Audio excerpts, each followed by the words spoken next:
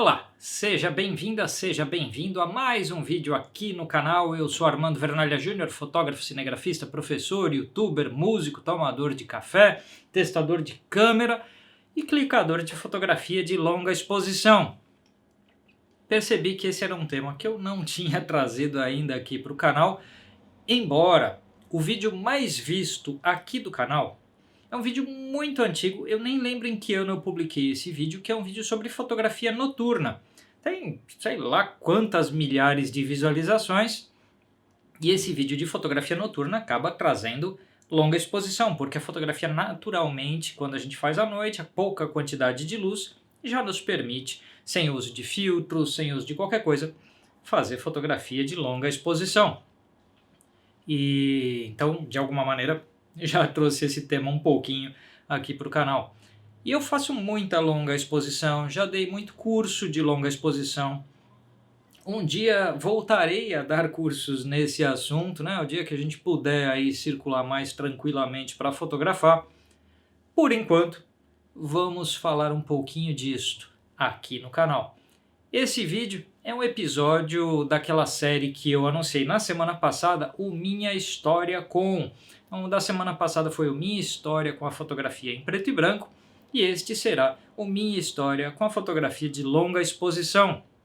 Assim como na semana passada, vou mostrar um monte de foto para vocês e vou dar indicação de filtro, de livro, de um monte de coisa, para tornar isso não só um vídeo tão pessoal, só de informações particulares minhas, como algo que possa conter um conjunto bacana aí de informações técnicas, estéticas, repertório relevante para vocês.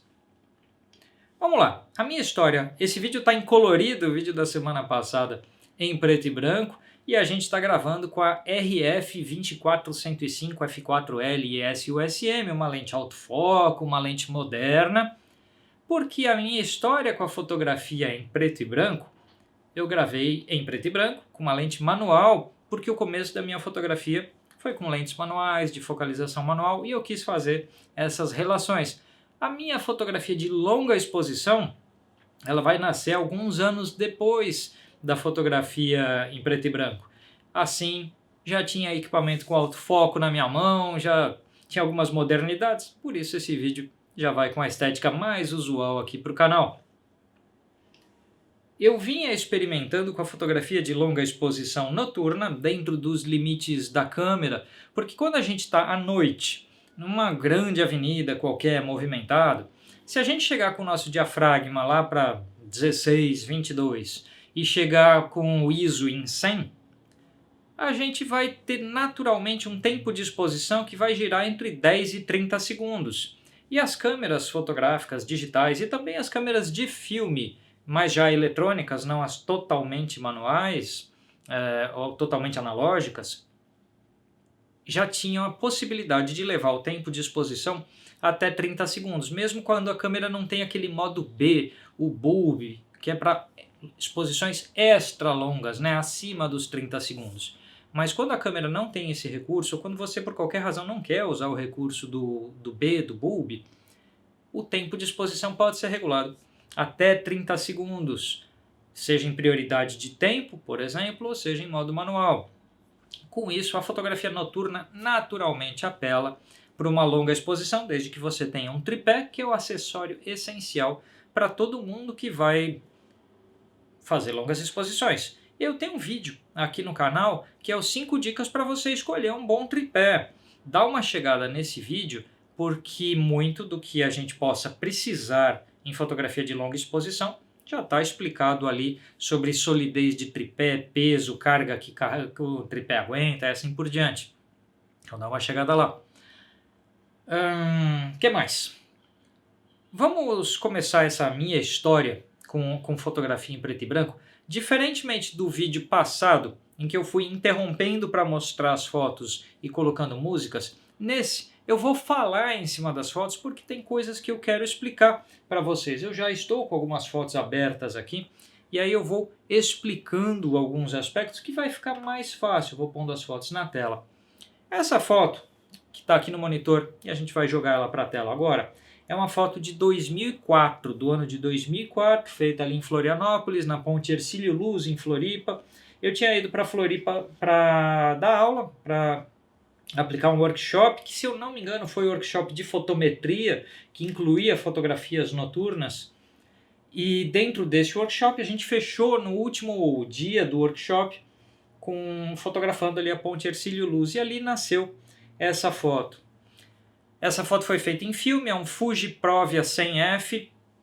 A câmera, não vou lembrar qual dos modelos de SLR da Canon que eu usei agora, acho que a EOS 30 ou EOS 33, tem chance de ter sido a EOS 5, são câmeras que eu usava nessa época, minhas últimas câmeras de filme. Usei um pouco de EOS 3 também, mas eu acho que é com EOS 30 ou EOS 33. E essa foto também tem uso de filtros. Ela tem um filtro ND de 6 pontos de exposição, se eu não me engano, um filtro da Cocan, um filtro quadrado, e também um filtro de densidade neutra graduado para escurecer só o céu. Ou seja, existia filtro de densidade neutra na paisagem, mais o densidade neutra graduado para pegar só o céu e escurecer o céu mais do que o resto da paisagem. E existia um filtro magenta para correção de luz fluorescente, que era um pequeno cor-de-rosa que aquele filtro dá, que é o que adiciona o cor-de-rosa do céu dessa imagem. Na fotografia de filme, a gente hoje em digital eu não faria essa foto usando esse filtro magenta, eu poderia só ajustar o balanço de branco da câmera, por exemplo. Mas nessa ocasião o filtro é luz do dia, que é um filme, né, luz do dia, e assim ele precisa de ajuste de cor.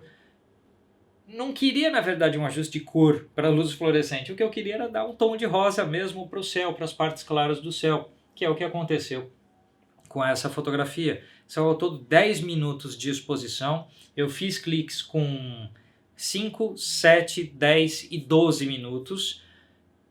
Quando eu cheguei no clique de 12 minutos, que o penúltimo clique é o de 10, o de 12 já estava muito escuro, muito anoitecido, e assim eu já tinha perdido muito da cor do céu, por isso a melhor das fotos é a com 10 minutos de exposição, que deixou a água totalmente lisa, era feita em modo B da câmera, com um disparador, e essa foi a primeira foto famosa que eu tive.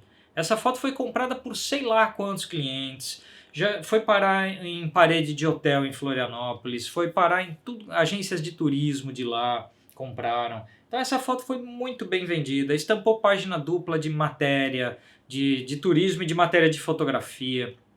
Então acabou sendo. No ano de 2004 eu já tinha 8, 9 anos de carreira fotográfica e essa foi a primeira foto famosa. Então ela estampou várias revistas, vários sites, foi vendida para vários clientes. É uma foto que me deu um bom de um dinheiro. Eu sou muito grato a esta imagem. Eu tive a possibilidade de ser feliz tecnicamente e esteticamente com ela. A natureza me ajudou, pondo as nuvens na posição certa, com o vento certo. Deu tudo certo nessa foto aqui e ela acabou fazendo bastante sucesso. Como ela fez sucesso, naturalmente eu derivei produtos dessa foto. Então, eu criei curso de fotografia de longa exposição, que eu ministrei desde 2005, 2006, até acho que 2017, se eu não me engano. Tem inúmeras turmas de curso de longa exposição. Chegou um ponto que eu não estava teve momentos que eu não estava tão interessado na longa exposição, esteticamente falando. A gente vai falar um pouco mais de linguagem nesse vídeo. E eu não estava tão interessado em alguns momentos, aí não fiz tanto. E aí são os momentos em que eu apliquei mais o curso de fotografia urbana, noturna, fotografia em preto e branco. Esses cursos que fizeram parte da minha grade de cursos ao longo da vida tiveram momentos conforme o meu interesse autoral de instante. Existe algo sobre a fotografia de longa exposição, de extra longa exposição, como essa, e que eu acho que assim, o ponto interessante de estética é que ela foge completamente da realidade. Não é o que você enxerga com seus olhos lá. É muito longe do que o que você está enxergando. Então é uma fotografia que você faz para ver como é que fica.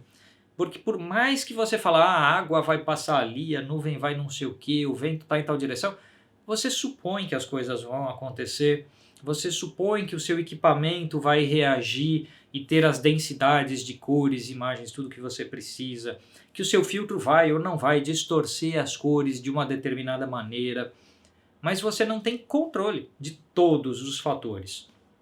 E essa falta de controle eu achava interessante, eu achava legal lidar com isso, porque você tem um resultado um pouco inesperado. De certa forma, comunica a fotografia com outras artes, como o cinema. O cinema você vai gravando, filmando e depois na edição, aí você vê como é que fica. Na cabeça do diretor de cinema existe um filme, mas ele só se consolida depois de todos os processos criativos ali envolvidos. E a fotografia de longa exposição tem isso, você faz para ver como é que fica. A pintura também você faz para ver como é que fica. E assim por diante, por mais que na cabeça do artista exista uma ideia, a consolidação dessa ideia tem imprevistos, tem coisas que não são tão controláveis. E esse aspecto é interessante. Tem duas referências que eu acho muito bacanas para quem quiser buscar uma linguagem de fotografia não extra longa. Deixa eu pegar aqui uma outra imagem. Aqui, quando a gente fala de panning, vou colocar a imagem na tela para vocês, é uma longa exposição que não é a extra longa como aquela foto da ponte de Florianópolis. Ela é mais longa que a média de uma exposição diurna comum, porque a gente está acostumado que debaixo de sol a gente pode congelar movimentos, porque tem tempos curtos de obturador, que tem luz sobrando, mas podemos flertar com a falta de nitidez, podemos flertar com a falta de leitura de imagem e adicionamos uma outra leitura, que é a do movimento, a da velocidade. E nesse sentido existem dois fotógrafos muito importantes para vocês pesquisarem. Um deles é um fotógrafo, se eu não me engano é suíço, que foi o Ernst Haas. Eu vou pôr agora umas imagens do Haas enquanto eu falo. E eu acho que ele é um dos grandes nomes de um uso bastante avançado da técnica que a gente chama de panning. O panning, que é o deslocar da câmera junto com os movimentos num tempo de exposição um pouco mais longo, o Ernst Haas foi um dos grandes nomes. E tem um livro gigantesco que eu tenho aqui, o Untamed, do fotógrafo de natureza Steve Bloom. Olha o tamanho desse livro, ele pesa uma enormidade. E ele, como discípulo, de certa forma, do Haas, produzia fotos de natureza, de vida selvagem, utilizando panning. Como, por exemplo, nesta foto. Outra pessoa que vocês veem fazendo isso aqui no Brasil é o Araquém Alcântara. O Araquém tem fotos maravilhosas de movimento. Então pesquisa aí o Steve Bloom, pesquisa o Ernst Haas, pesquisa o Araquém Alcântara.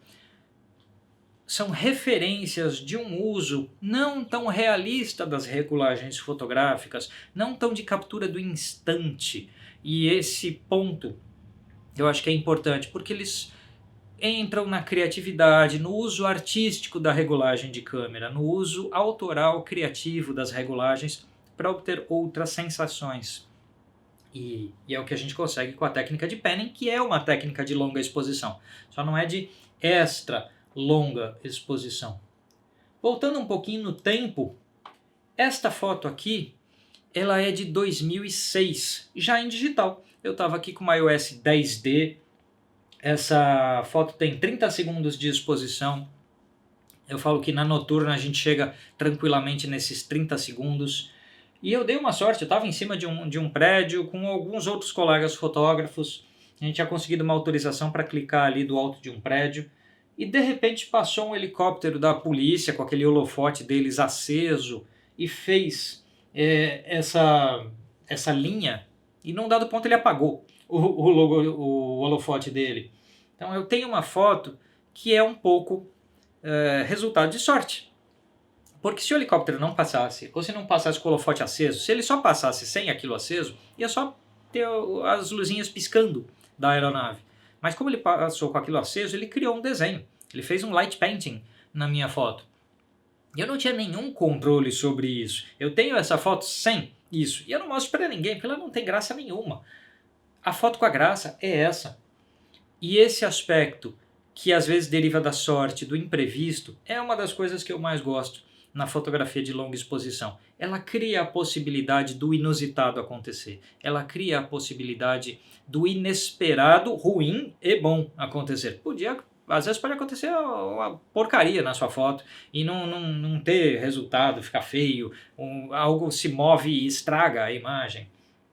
Mas essa imagem me lembra que a sorte faz parte da fotografia. Sorte é você estar preparado no lugar, com as técnicas adequadas, para quando a tal da sorte acontecer, você está pronto. Que se você não estiver pronto, não te adianta de nada, né?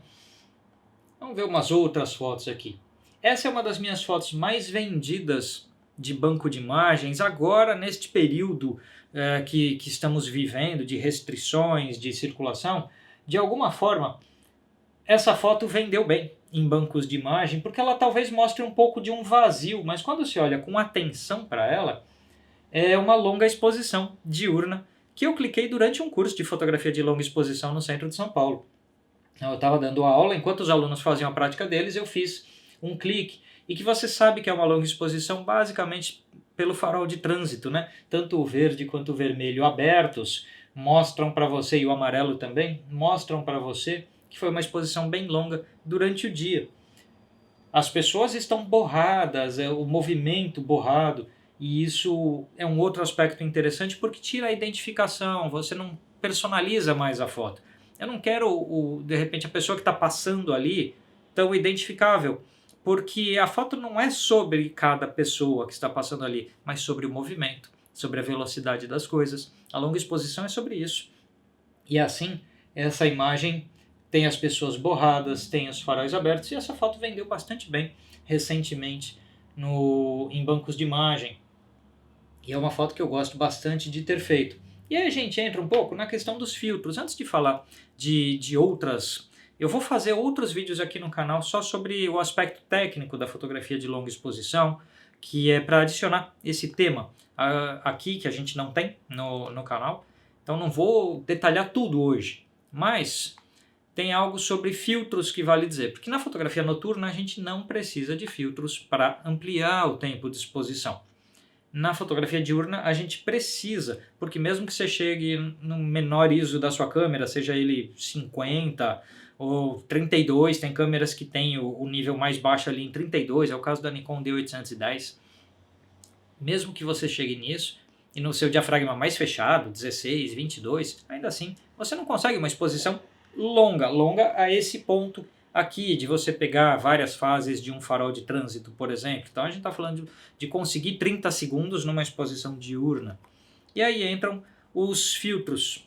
Eu tenho preferência por filtros de densidade fixa e não variável.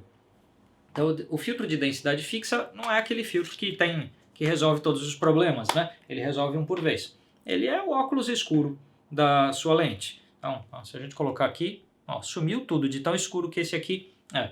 E este filtro é um de 7 pontos e 2/3 de exposição. 7 valores de exposição mais 2/3.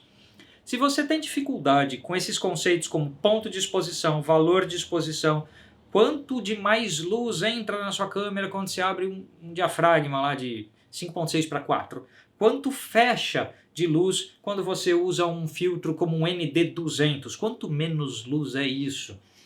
Se você tem dificuldade com esse conceito que é do fundamento da fotografia, que é o valor de exposição, o ponto de exposição, o como lidamos com abertura, tempo e ISO e filtros para obter o valor de exposição final e uma imagem bem exposta, eu tenho um excelente curso para você, que é o curso de fotometria.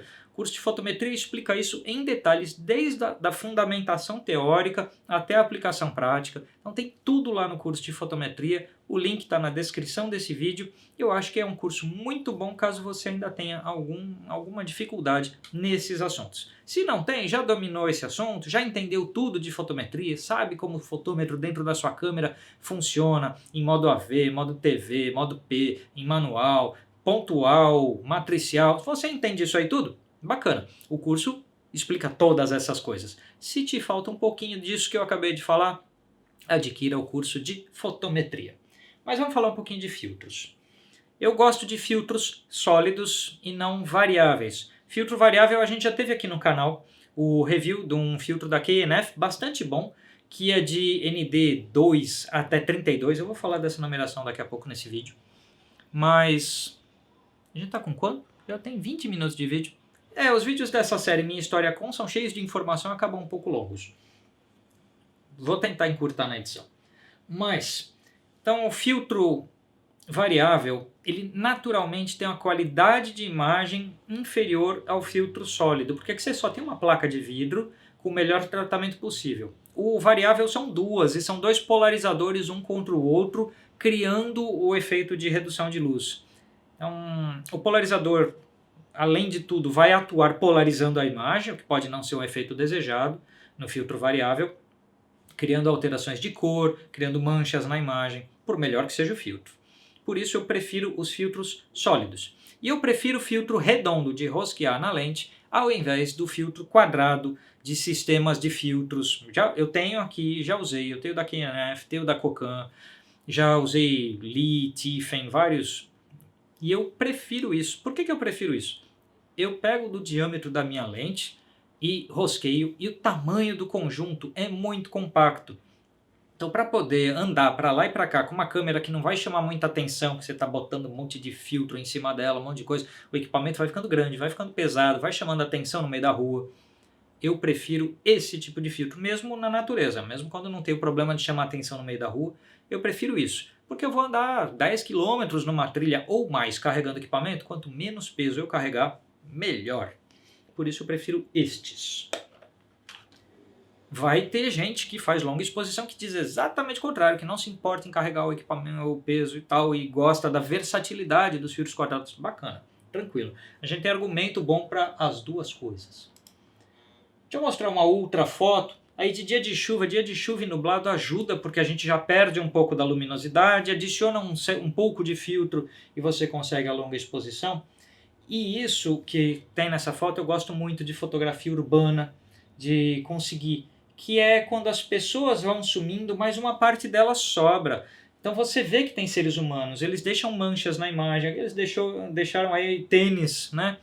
Mas o resto borra. Então você sabe que tem gente, você sabe que tem movimento, mas despersonaliza a foto. Eu gosto muito de um ND que é o 32. O ND32 tira 5 pontos de exposição. Então, para conseguir...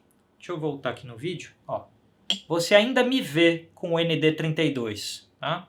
Então, eu ainda existo na imagem. Então, ele não é tão denso, tão pesado quanto esse aqui, que é o ND200, que eu praticamente desapareço aqui. O 32 tira 5 pontos de exposição. Então, você vai já conseguir um tempo que você precisa de tripé, e que você vai conseguir esse borrão de pessoas em espaço urbano. Mas não é uma exposição ultra longa. Então, às vezes, você vai conseguir 1 segundo numa exposição diurna, algo em torno disso. Então, as pessoas viram esses fantasmas, essas digamos, despersonalizações mesmo. Elas estão lá, mas não estão ao mesmo tempo.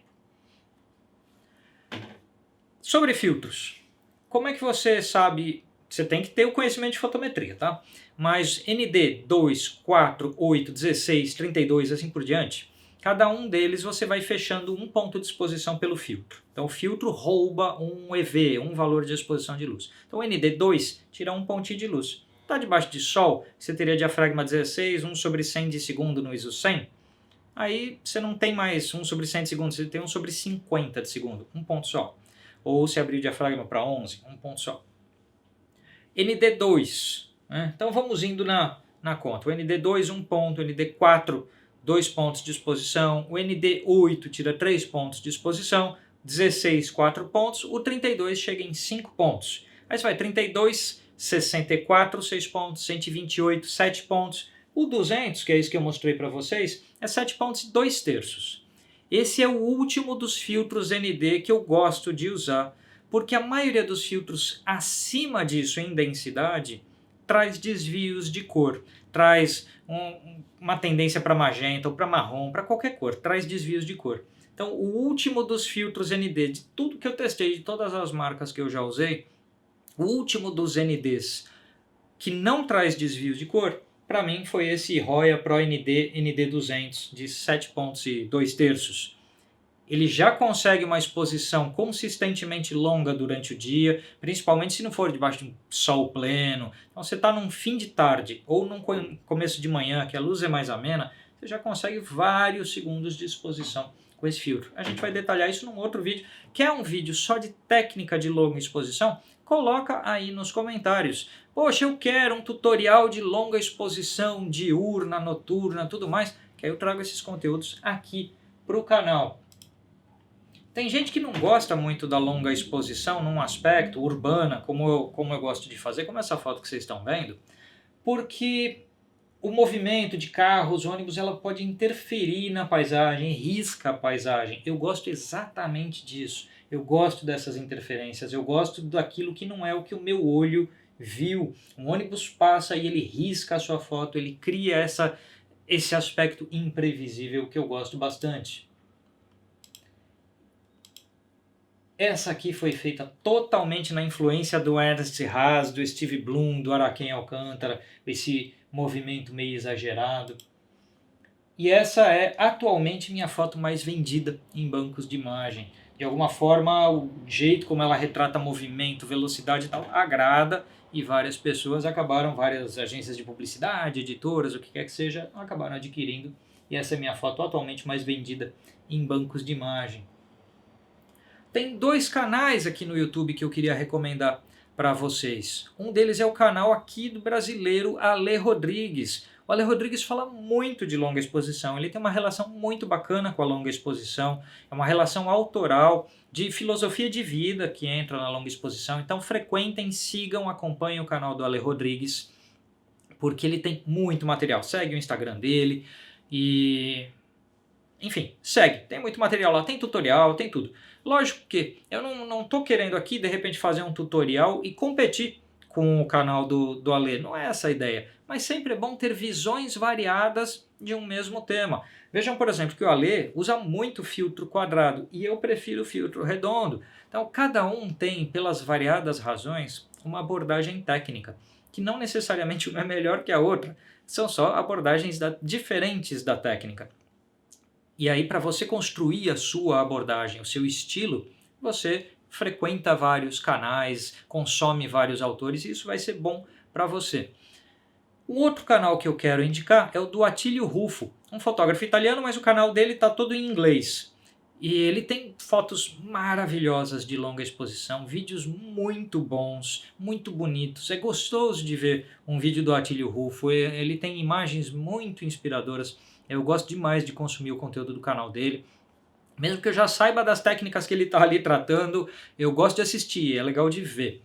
Então, recomendo esses 2 canais, já recomendei livros, já falei dos filtros, e esse foi um vídeo com a minha história na fotografia de longa exposição. Compra meu curso de fotometria, porque lá tem muita explicação sobre exposição como um todo. Então, longa exposição é uma exposição, você precisa saber fotometria para fazer. Tá bom? O link está na descrição desse vídeo e a gente se vê no próximo. Eu ainda não sei se o próximo dessa série Minha História vai ser minha história com a fotografia de shows ou a fotografia urbana, noturna. Então, coloca aí nos comentários, você quer ver mais o que aqui no canal? Coloca aí, sugira temas e a gente se vê no próximo vídeo. Até mais!